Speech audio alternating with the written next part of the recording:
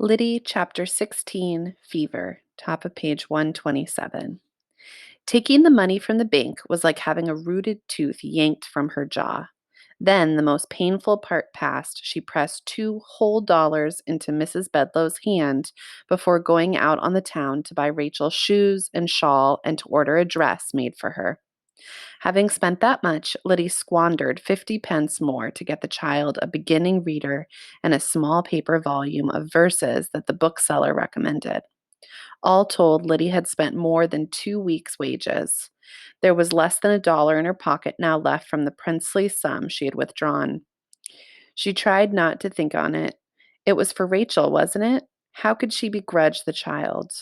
The very next day, Bridget was slower than ever, and it was all that Lyddie could do to keep from screaming. Time after time, she took the shuttle from the girl's clumsy hands, sucked the thread through the bobbin, and threw it into the race, raging that a machine should stand idle for even a few seconds. Bridget was on the brink of tears all day. At last, Lyddie exploded when once again the girl's inattention caused a snarl and a ruined peace. "You must mind, girl," she shouted. "Forget everything else but the loom." "But I canna forget," Bridget cried out. "Me mother's sick unto death, and no money for a doctor." Top of page 128. Here, she snatched all the change from her apron pocket and snuffed it into Bridget's. "Here, that's for the doctor. Now mind the machine, eh?" The next few days went better than those before. She coaxed a few words from Rachel and the suggestion of a smile when she read aloud from the book of verses. Dr. Foster went to Gloucester in a shower of rain. He stepped in a puddle right up to his middle and never went there again. "Well," said Lyddie, "that's mud season in Vermont, eh?" And Rachel smiled, encouraged. Lyddie tried to make a rhyme for Rachel herself. "Uncle Judah went to Bermuda in the late April rain. He sunk in the ooze right up to his snooze and never was heard of again." This time there was no mistaking the smile. Work was going better as well. Bridget was pathetically grateful for her gift. She beat Lyddie to work in the mornings and had 2 of the machines oiled and gleaming before Lyddie even entered the room. Mr. Marsden was very pleased. By Thursday, he smiled across the room continually. Lyddie resolved not to glance his way, but she could see without looking the little rosebud mouth fixed in its prissy bow.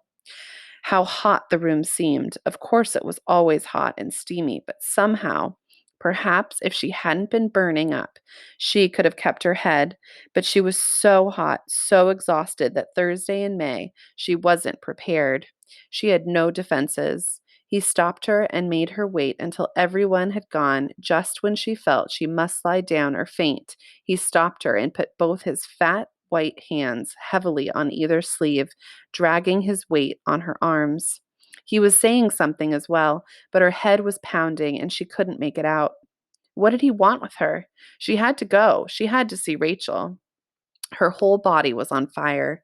She needed a cool cloth for her head, and yet he kept holding on to her.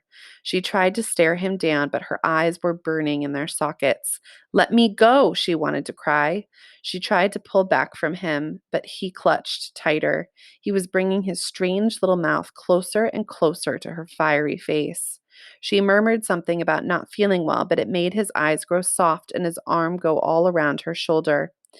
What made her do it? Illness? Desperation? She'd never know, but she raised her booted foot and stomped her heel down with all her might.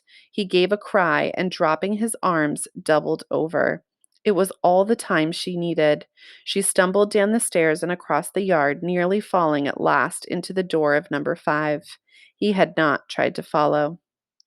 She did not go to work the next day or for many days thereafter. Her fever raged, and she was out of her mind with it.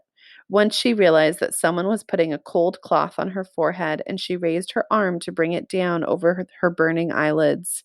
A tiny, cool hand rested on her hot one and stroked it timidly. Somewhere at a great distance, she could hear a small voice croon, "There, there," and then her heavy arm was lifted and put back gently under the quilt. Dr. Morris was summoned. She tried to protest. She couldn't waste money on doctors, but if the words came out at all, they came out too thickly for anyone to understand. The bell rang, but it was far away now. It no longer rang for her. People came in and out of the darkened room, top of page 130. Sometimes Mrs. Bedloe was spooning both into her. Sometimes another of the boarders, Diana, was there, and Bridget, though who would have sent for them? Bridget had brought some Irish concoction that Mrs. Bedloe seemed to be trying to refuse, but the girl would not leave until she had been allowed to spoon some of it into the patient's mouth. And although, whenever Lyddie swam up the fiery pool out into consciousness, she knew that Rachel was there beside her. "She'll get sick," Lyddie tried to protest. "Make her go away, or move me to the infirmary. She's too frail." But either she never got the words out, or no one could understand, for whenever she was in her right mind, Rachel was there. She woke one morning with a start, the bell clanging, banging away at her dully aching head. She sat up abruptly. The rooms the room swooped and dipped about her. More slowly, she swung her legs over the side of the bed, but when she tried to stand, she fell over like a newborn calf. "Rachel," she called, "help me. I got to go to work." Rachel raised up from the other bed. "You're awake," she cried. "Lyddie, you didn't die." She fell back onto her pillow. "No," she said weakly, "not yet. We can still hope."